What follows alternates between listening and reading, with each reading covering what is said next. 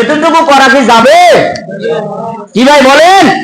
বলে যার জবান ঠিক, যার জবান ঠিক তার পুরো 3.5 বডি ঠিক। যার এটা ঠিক নাই পুরো বডির মধ্যে ডিস্টার্ব। কি বলেন? ঠিক না ভাই? গাড়িওয়ালা ড্রাইভারে গাড়ি চালায়, প্যাসেঞ্জার যতজন আছে 60 জন 55 জন যতজন আছে পুরা ঠিক। ড্রাইভার যদি নড়ে যায় গাড়ি হয়তো রাস্তার পাশে যায় অ্যাক্সিডেন্ট হবে, নাহলে পানি দিতে পড়বে, নাহলে অ্যাক্সিডেন্টে সবাই মারা যাবে। জবান ঠিক, এটা হেডকোয়ার্টার, এটা ঠিক পুরা বডি ঠিক। এটা ঠিক নাই, বডি ঠিক নাই। কি ভাই? এই জন্য ইমাম গাজালি রহমতুল্লাহ আলাইহি বলছে, যদি তোমার মুখে আমার মাওলার জিকিরের দ্বারা সতেজ করতে না পারো, খবরদার মুখে বাজে কথা দিয়া, বাজে জিনিস দিয়া নাপাক করবা না। পারবেন তো? হ্যাঁ, আপনারা আসছেন আজকে 1টার পরে, আমি এখনো আপনাদের ভিতরে ঢুকতে পারি নাই। তা আপনাদের ভিতরে যেহেতু আমি ঢুকতে পারিনি, আপনারা আমারে ঢুকে আনেন। আপনারা তো, আমি চাইছিলাম আপনাদের ভিতরে ঢুকতে, আমি আপনাদের ভিতরে ঢুকবো, আপনারা আমার ভিতরে ঢুকবেন। একটু আগে আগে আসবেন। কোরআন হাদিসের কথা বছরকে বছর, মাসকে মাস বললে তো শেষ হবে না। কত আলোচনা, কত কথা, এই যে এতক্ষণ যত আলোচনা করছি, এক একটা কথা তো মণিমুক্তা।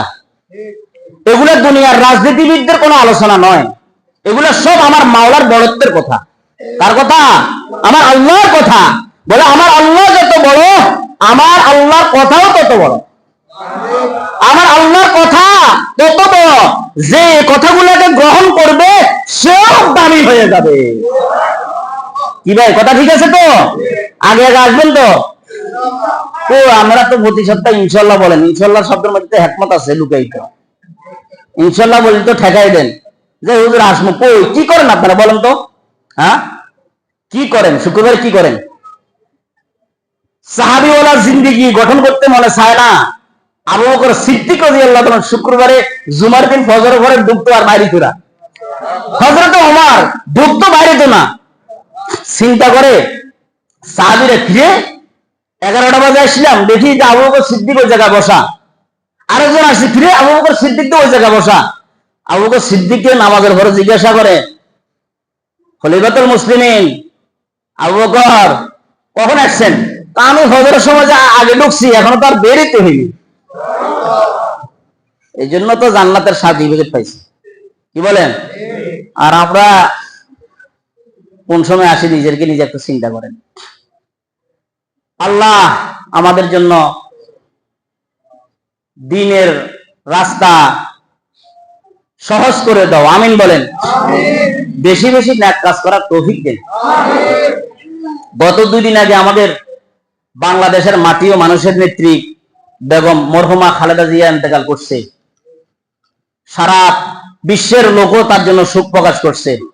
ইমানি দায়িত্ব আসি যায়, তার জন্য কেন জানি দিলটা নরম হয়ে গেছে। আমিও দোয়া করছি, আজকেও দোয়া করব, আল্লাহ তাআলা তাকে যাতে মাফ করে দেয়।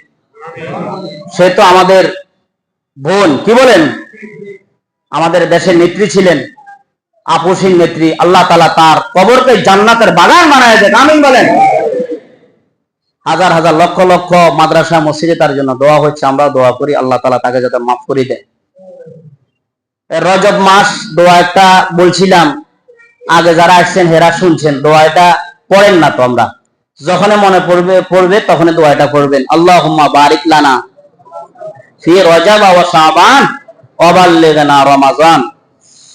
মুখতাসার আকার ইমাম সাহেব আপনাদের সামনে কথা বলবে, সময় আর মাত্র 1 মাসও নাই রং করার কথা। আপনারা আমাদের মুসল্লি, আল্লাহ পাকের ঘরের মেহমান, আমি আপনাদের মেহমান।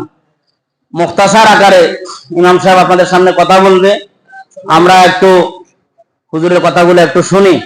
নিজের জন্য আমরা বলি না, আল্লাহর ঘরের জন্য বলতেছি। সুন্দর আল্লাহ পাকের ঘরে সুন্দর করব, জান্নাত তো আপনার ঘরকে আল্লাহ তাআলা সুন্দর করে দিবে।